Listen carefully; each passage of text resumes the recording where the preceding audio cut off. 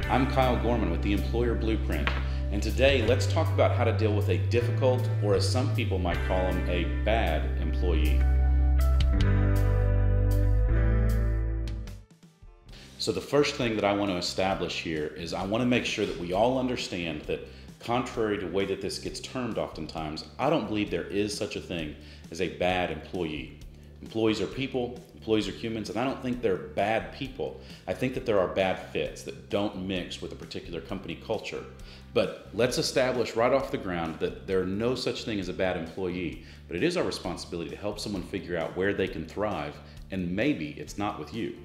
So the first thing I want you to think about when you're dealing with a difficult employee is simply, is there another place in the company or in the organization where that person can thrive? The answer is not always that we need to get them out of the organization, but I see this a lot, especially in corporate culture, that someone doesn't fit into this particular department because of their skill set, so we need to get rid of them. But we already have an employee that understands our company, that understands their role, that understands what we do.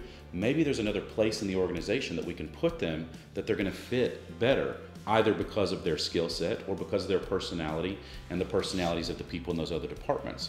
So let's first think about how we can salvage this employee in our organization and find a place for them where they truly can thrive and take off. Now, of course, we understand that not always is it going to make sense for someone to stay in the organization. And so if we can't do that, then the next thing is we need to create clear definition of what our expectations are. That cannot be vague. It needs to be very clear. These are our expectations. These are the timelines to meet those expectations. And these are the consequences if those expectations are not met. And the timelines and the consequences are very important. Someone needs to understand, I need you to do these three things. They need to be done within the next month.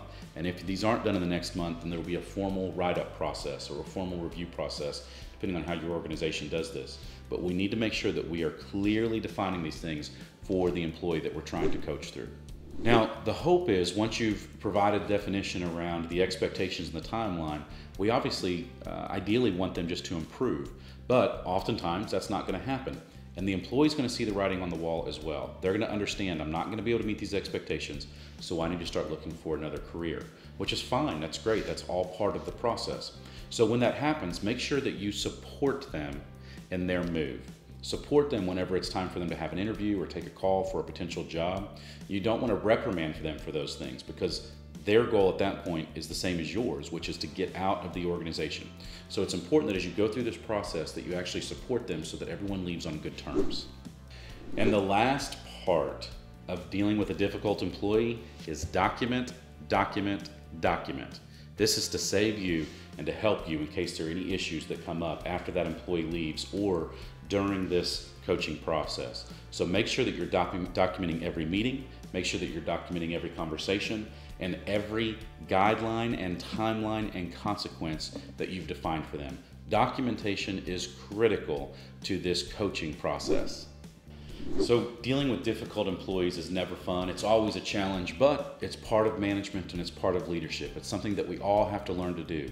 But if you can follow some of these basic guidelines, it'll make this so much easier for you and so much easier even for the employee. We don't want to make an uncomfortable situation even worse. So follow these simple guidelines, and if you need any help with this, I'd love to talk you through it, see if I can help you, because I understand this is not a comfortable thing for most people to do. Thank you so much for watching, and if you found this beneficial, be sure to subscribe to the YouTube channel.